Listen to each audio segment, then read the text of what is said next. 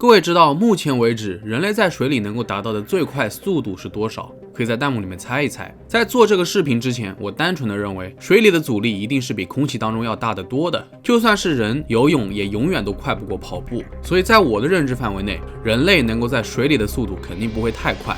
然而这个问题的答案却是511.11公里每小时，这已经超过了陆地上大多数交通工具的速度，真是惊了个呆。而且你以为这是借助现代高科技手段而达到的速度吗？并不是，这是1978年澳大利亚人肯沃比创造的世界纪录，自此过后无人打破。毕竟这是最危险的水上运动之一，其实应该叫做水上速度纪录。谁敢挑战，就意味着随时要葬送自己的性命。所以一直以来，敢于挑战的人寥寥无几，即便有，到最后几乎都落了个悲惨的结局。据统计，自1930年6月以来，在尝试打破纪录的13人当中，已经有7人死亡。那么这项纪录究竟有多么的致命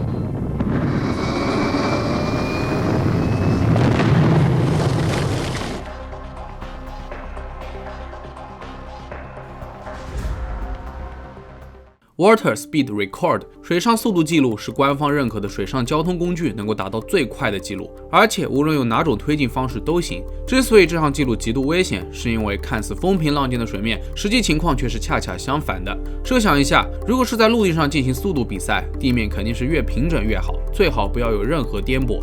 而水是一种动态的介质，也就是说在赛道上随时都有可能会出现起伏。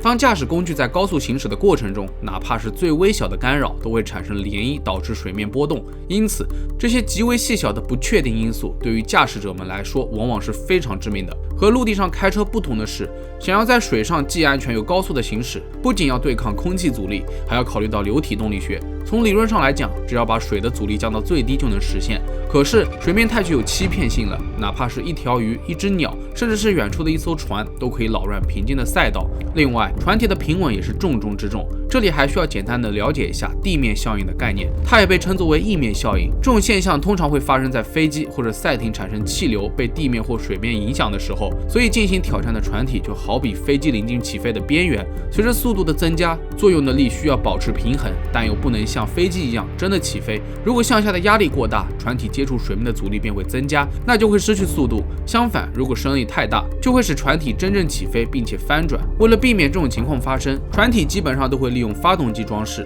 或者在顶部放一个类似于飞机的水平稳定器，来改变船体的仰角。那么众所周知，在陆地上发生车祸的时候，汽车通常会失控，然后再慢慢停下来。可在水面上高速行驶的船体一旦失控，往往会发生比车祸更加严重的事故，因为哪怕水只是碰到船体的一丁点部分，都能使它人仰马翻，迅速的解体。可想而知，驾驶员会受到怎样的伤害。不过现在赛艇都已经使用了防水驾驶舱来避免驾驶员溺水的问题。当船体发生碰撞后，驾驶舱会脱离船只，漂浮在水面上，尽可能的保证驾驶员的安全。那么下面我们就一起来看看这些挑战纪录的勇士们当时究竟发生了什么。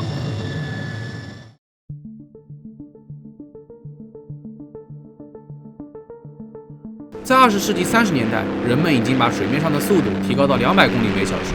1937年，一个叫做马尔科姆·坎贝尔的英国赛车手驾驶着蓝鸟 K3， 在意大利的马焦雷湖上创造了203.31公里每小时的记录。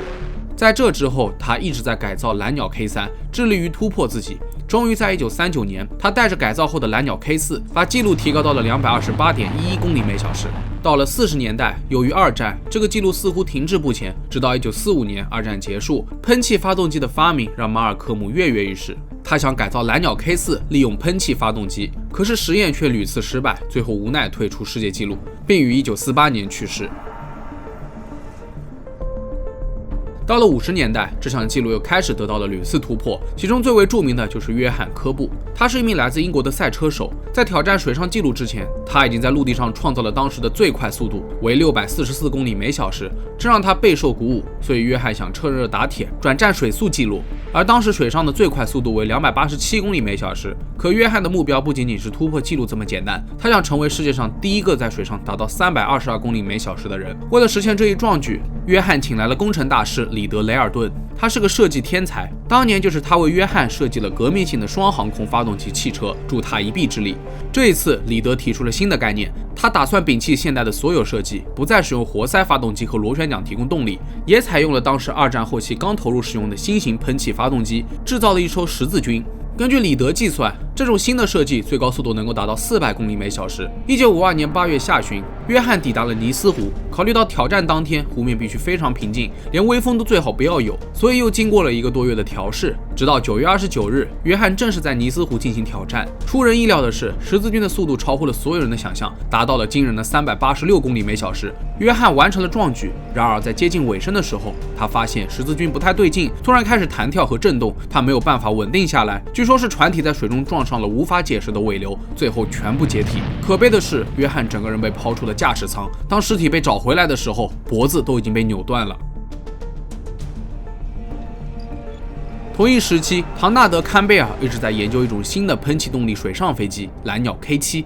这名字很熟吧？是的，他就是马尔克姆·坎贝尔的儿子。在得知约翰遇难的新闻后，他决定建一艘新的船。在此过程中，他潜心研究，吸取了约翰失败的教训，把蓝鸟 K7 的3个滑行点分别布置在外向身的舷窗和船尾。果然，这艘船开起来非常的平稳。从1955年开始，唐纳德与蓝鸟 K7 先后挑战了7次，创下了325.6公里每小时的新纪录。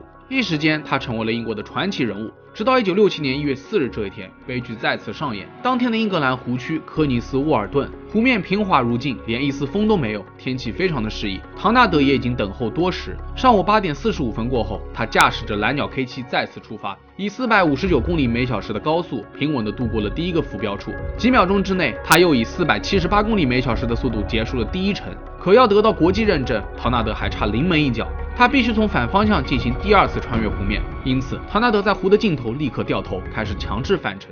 然而，糟糕的事情发生了。当时他和蓝鸟 K7 正以322公里每小时的速度冲刺，突然之间，他感觉到自己的瞳孔像是在地震，原来是蓝鸟 K7 撞上了水面上的涟漪，开始剧烈的颠簸。很快，唐纳德已经看不清眼前的一切，而蓝鸟 K7 的速度几乎达到了483公里每小时，他就像驾驶了一台搅拌机，在水上来回颠簸。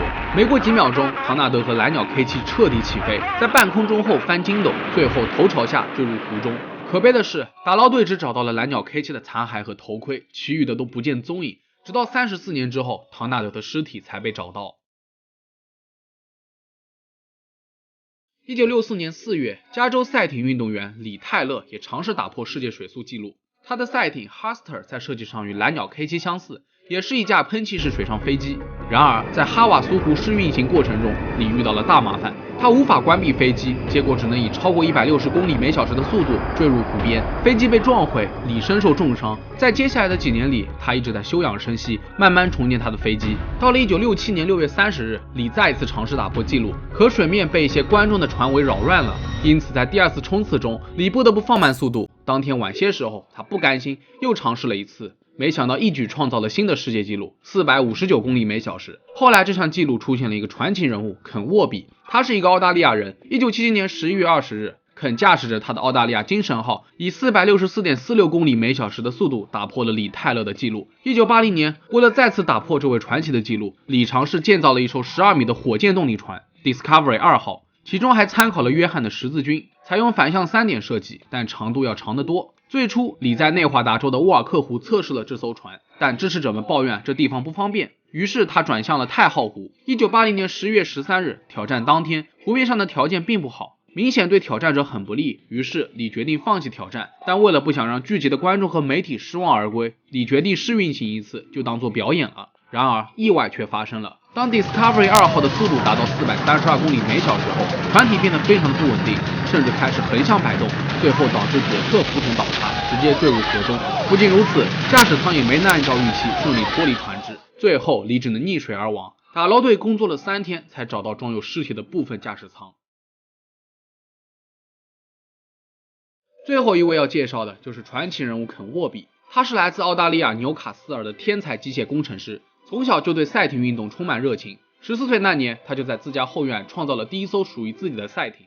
后来肯潜心攻读机械工程学位，在此过程中，他一心都扑在建造新赛艇上，渴望在这项运动上闯出一番天地。1972年，肯购买了3台闲置的军用喷气发动机，在自家后院开始建造伟大的澳大利亚精神号。当时这艘船成本不到1000美元。2年之后，肯辞掉了工作，全身心的投入到这项记录当中。他不厌其烦的进行测试，一步步的改进澳大利亚精神号。不仅如此，他还四处奔波，为该项目筹集资金。终于在1977年打破了李的记录。更是改变了英美两国对这项纪录的统治。1978年10月，肯再次刷新自己的纪录，511.11公里每小时。自从肯创下纪录后，一直无人打破。毕竟这些血淋淋的悲剧足以让人望而生畏。其实跨入80年代后，肯就转向了挑战陆地纪录。澳大利亚精神号则被收藏在了国家海事博物馆。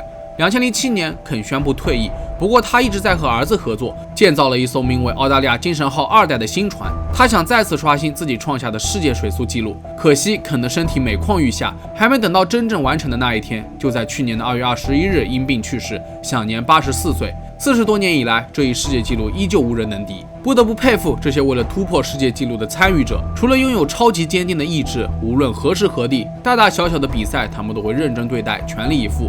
事实证明，没有人能够随随便便的成功，只有坚持不懈的努力，才能有实现梦想的可能。当然，成功也不止于努力，天时地利人和缺一不可。不知道未来的什么时候，肯的世界纪录能够被打破，让我们拭目以待。那好了，本期视频到这就结束了。最后再问大家一个问题，你们认为这项纪录的意义是什么？可以在评论区下方留言。如果觉得视频做得还不错的话，也别忘了点赞、收藏和投币。我是正正，咱们下期视频再见吧。